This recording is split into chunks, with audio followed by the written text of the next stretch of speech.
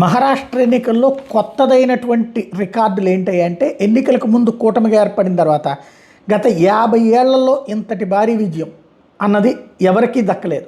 అది గతంలో ఎన్సీపీ కాంగ్రెస్కైనా లేదా గతంలో శివసేన బీజేపీకి కూడా దక్కలేదు.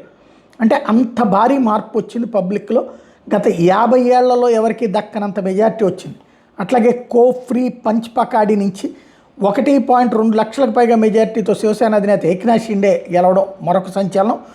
బారామతి నుంచి సోదరుడు కుమారుడైన యుగేంద్ర పవార్ మీద ఎన్సీపీ అధినేత అజిత్ పవార్ 1 లక్షకు పైగా మెజార్టీతో గెలవడం అన్నటువంటిది మరొకటి. అజిత్కి 1,81,132 ఓట్లు వస్తే యుగేంద్రకి 80,233 వచ్చినాయి.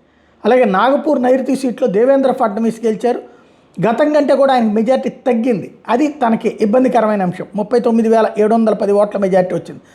2014లో బీజేపీకి 122 వస్తే అప్పుడు ఒంటరిగా ఎవరికి వాళ్ళు విడివిడిగా పోటీ చేశారు.